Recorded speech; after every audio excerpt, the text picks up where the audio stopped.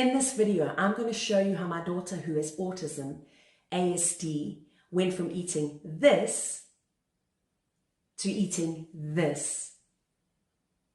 Because picky eating very often is not about the food. And so the question that we're asking ourselves, what will my child eat, is perhaps not the right question. We need to be asking questions like, why is my child choosing these foods? When is my child eating? Even how is my child eating? Because food refusal is very often a red flag, and it's a signal that there's a deeper issue at hand. And when you can address those deeper issues, very often you'll see different results. And I'm so happy, I feel so blessed that I can take my kids all out to a restaurant. 2 of my kids are on the spectrum, and my other child is highly sensitive, but I can take them out to a restaurant. So this video is the one that I'm probably the most passionate about. As a mom, as the one who cooks the food, it's caused the most stress in my household. From the age of 1, my daughter, who was not diagnosed until 6 years old, was an extremely fussy eater. And you know, you've got the voices in your head. You've got people saying to you, just make her eat the food that's in front of her. So I get it. Here, for example, is a picture of the yearly birthday cakes I made for my daughter. Even though she helped me make a few of those cakes, she didn't even have a lick. The sight of them were beautiful, but she couldn't bear the thought of trying anything new.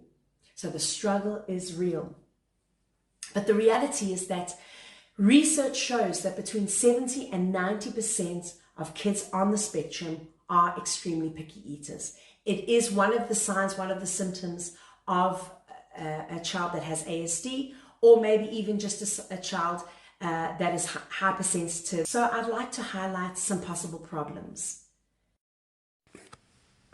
I'm going to put my teacher hat on for a moment, and we're going with all S's. The first major problem is satiety, which means the feeling of fullness. This is possibly the biggest issue surrounding picky eating, because it goes without saying that when our kids don't eat at meal times, we will do anything to ensure they're getting something in them. And before we know it, our kids are walking around with milk bottles, juice flasks, and packs of chips all day, so that when they get to mealtime, they're full and not at all tempted by what's in front of them. Because they get snacks on demand, they've developed a behavioral pattern that doesn't require them to sit at the table and to eat what's on their plate. Now, let me just add, I know that this is tough, especially when your child is extremely picky and you're desperate to get enough nutrients and vitamins in your little one. Next is sensory overload. Many picky eaters are ASD kids. Studies show that approximately 70 to 90%, in fact. And then there are also children that are highly sensitive, and this makes it difficult for these kids to filter sounds. And so when the TV's on, the siblings are shouting, the dog is barking, toys are lying everywhere, and your child can smell fish cooking on the stove, it's no wonder that they're completely overwhelmed. Sensation is another issue, and because many kids have sensory processing disorder, maybe they're hyperactive or on the spectrum, puzzle kids, it's too detailed to cover here, but at the end of the day, these kids are extremely sensitive to touch, taste, texture, to name a few. Although I have 2 kids on the spectrum, my daughter is hypersensitive and my son is hyposensitive. So Audrey is extremely sensitive to texture, smells, taste, and doesn't want any food touching each other. My son, on the other hand, is hyposensitive, so he tends to stuff his cheeks with food. He mashes all the food together and lathers everything with sauce. He's not picky with food per se, but he fixates on certain things, like strawberries. So suddenly chocolate and banana flavors are completely out of the question. He just wants strawberry. Back to my daughter. Asking why she eats certain foods and not others made me investigate what she was eating, and this is what I discovered. I call this a texture spectrum. So on the one end of the spectrum, she eats silky smooth foods like Greek yogurt, smoothies, maybe later ice cream. And on the other end, on the opposite end, she eats crunchy, crispy foods like fries and raw carrots. But you see there's this large vacuum in between, and so mushy, sticky, gristly, chewy foods were out of the question. So in this case, for her, it was primarily about texture rather than taste. Ultimately, the aim is to close this vacuum up bit by bit. So sensation can be a big problem area for these kids. And knowing this helped me to introduce new foods with a similar texture. Stress is also problematic for picky eaters. I already mentioned sensory overload. So often these kids are already feeling overwhelmed, but consider how well the eating environment is prepared. Our kids are often eating on the go without much routine, and to add to that, they feel our stress. And often we can't help but get frustrated because it's all so overwhelming. I get it. I am still sometimes that mom.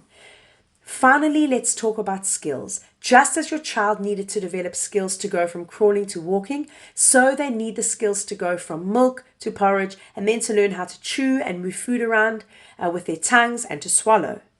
Because of the extreme picky eating, the muscles in their jaws and tongues are not often adequately developed. And I'm by no means an expert in this area, but I've chatted a lot with my children's speech therapist, and she mentioned the weaker jaw and the tongue and how the one, of course, correlates with the other. So we're working on developing and strengthening jaw and tongue muscles. Another thing to consider is ABA, behavioral therapy. This could be a consideration because it basically breaks down behaviors such as sitting at the table and then eating into small increments, so small learnable behaviors. If you want to consider behavioral therapy, I can recommend 2 books that have been very helpful. They've got great interventions, great resources. The one is Turn Autism Around, and the other is Broccoli Bootcamp. I'll put the links in the video description below. Here are some picky eating strategies that help my picky eaters to make progress. First up, systematic exposure. Research shows that kids need to be exposed to new foods quite a number of times before they will like or accept it.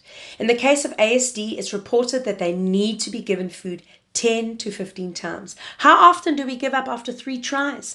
I've seen this time and time again with my daughter and with my boys. Audrey might smell, touch, lick the food, and straight away tell me she doesn't like it. But what she's actually saying is, this taste and texture is foreign to me, and it usually takes about 15 times before she eats the food without gagging, complaining, or any anxiety at all. And often then she even enjoys it. Take things like texture into consideration to make food more palatable. And when we are hungry, the first bites of food always taste best, so try to give your kids the healthier options first. You could even put out a plate of fruit and vegetables and say to your kids, hey, you choose a piece to try. The idea of giving them control often takes away some of the stress. You could even get them to cook with you. This can demystify the food as they see how it's cut, cooked, and prepared. Support and reinforcement. Preparing the space so that it's calm, so that it's a positive environment is important. Hey, I know it's not always possible, and I'm often scurrying around in a mad rush before dinner, but try to get the family to be present at the table so that your child can watch and imitate eating and table manners. Try to be calm and encouraging and offer reinforcement. Maybe a star chart.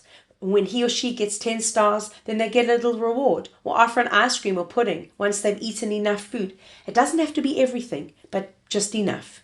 Other things to consider is a plate with compartments, as many kids don't like food touching, or check utensils, like steel cutlery can be too loud for them.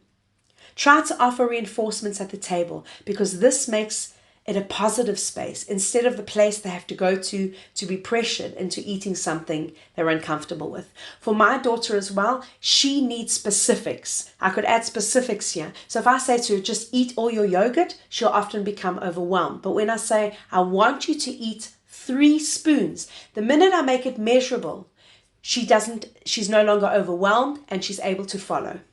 So that's another thing to consider. Scheduled meals are crucial as all kids crave routine, but especially puzzle kids. This alleviates some of the anxiety or stress and allows you to put some behaviors into practice. And I strongly recommend making your child sit at the table as mentioned before. This means when they want a snack or a juice, try to give it to them at the table and preferably after their meal so that they're hungry and they're ready to eat. When it comes to routine and repetition, slow and steady wins the race. But it does work because routine provides security, and security sometimes leads to curiosity. Next, similar foods. There is often anxiety around trying new foods, so I have found that taking a food that is well known and liked and changing it up a bit was a great place to start. Now, I've said similar foods, but with Audrey, it was very much about texture. So take this diagram. Here's the potato. She loves French fries. So we looked at the potato. I showed her how I cut it up, cooked it in a different way, and voila, wedges. Now they're still fairly crispy.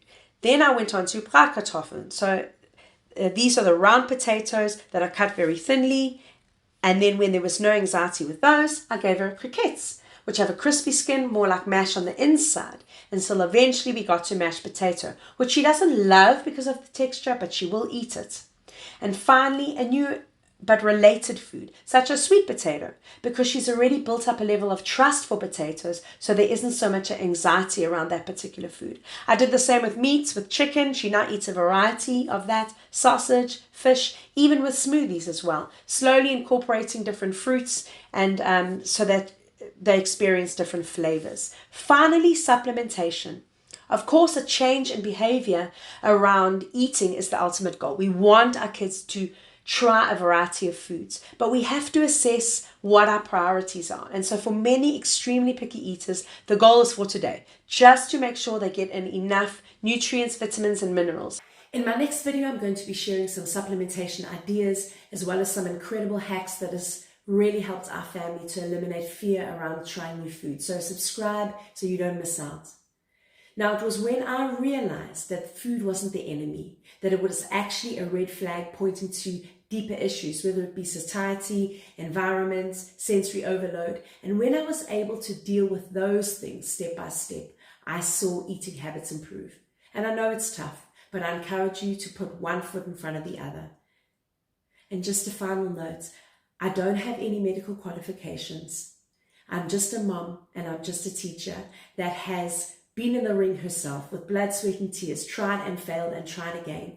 And that's really the heart of what I want to share, is what I've come to learn, the insights I've gained, the information, the research I've done. I'd like to share that and hopefully inspire you to help your puzzle kid find their fit.